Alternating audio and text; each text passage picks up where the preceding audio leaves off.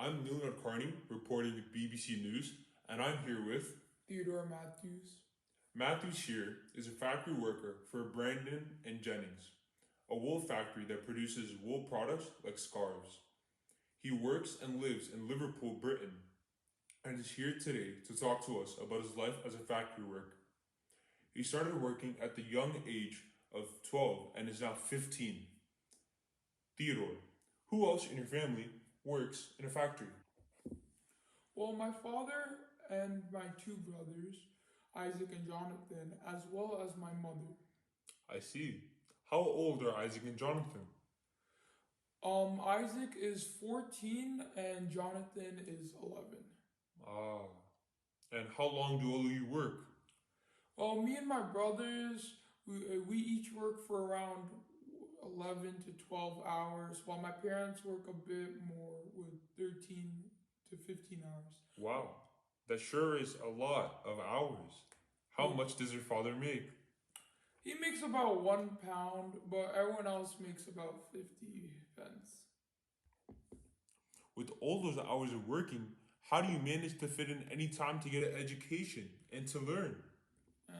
If I'm being honest, nobody in my family is really educated except for my father. But he taught himself how to read and write. Most people around these parts are too poor to afford proper education like us.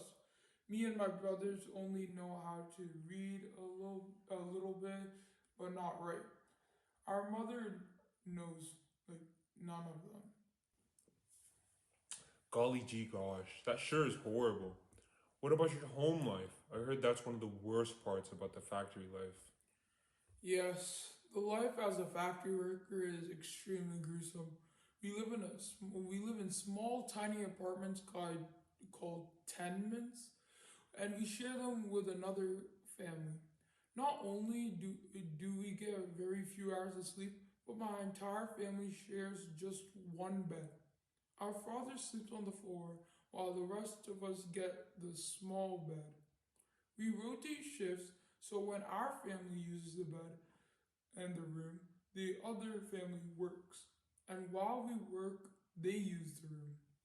The room is also infested with lice, cockroaches, silverfish, fleas, and rats. The apartment has two rooms, no heating system, no running water, no bathroom facilities, and very to little no furniture. We must carry pails of water up 3 flights of stairs every single day to get it to the apartment. One fire serves our only One fire serves as our only heat and means to cook our food. We don't have the supplies to take showers and bathe often, and the hygiene here is horrible. Sickness and diseases such as measles, smallpox, typhus spreads like a wildfire. Man, that's horrible to hear about. Can you elaborate on the hardships you face considering food? Well, for food, our entire family's diet consists of mostly bread.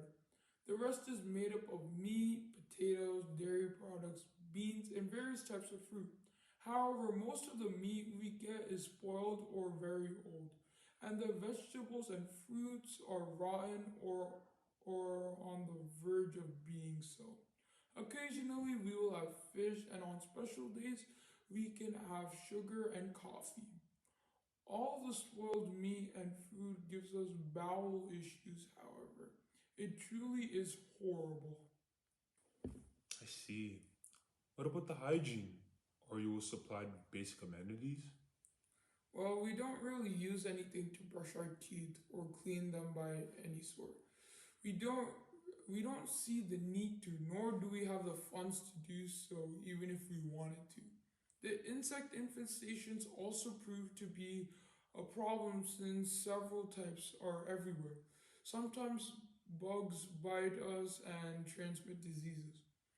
Actually, one of our neighboring workers recently caught something from the rats in his room and has been suffering from a sickness for almost over a week. Mm-hmm. Seems like you have to make a lot of sacrifices to continue being in this field. What do you think about the sacrifices you have to make to further society? I understand how important a role I play in this society, but the conditions are extremely harsh. Without people like me, Britain would not be able to produce resources like wool and cotton at this fast of a rate. Compared to old rate of production, we are several times faster. We help further our economy and make the lives of so many people so much easier. Through our own ideas, we even helped involve methods with new creations of machines such as the cotton gin and the steam powered engines. It's people like us who are willing to work hard and push society further. Our work is also helping to build surpluses of material, which help families get more materials at cheaper prices. Interesting. This would probably increase the population as well, since the surplus of materials and food limit the starvation rates, which is the leading cause in death. Now that more and more people are realizing that opportunity and gain that they can receive from working in factory systems, more and more people are starting to join the factory worker life. This means that we will fuel the economy since we are the ones who create all the material and opportunities. However, I hope people will understand how the treatment of factory workers is just not right. And one day it leads to and one day it leads to better laws and regulations for us all.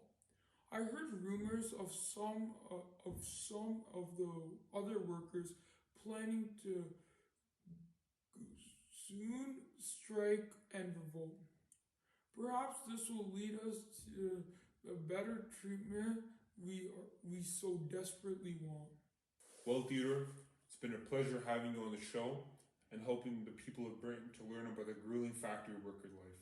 Thank you, Mr. Nadkarni. It's been a pleasure being here.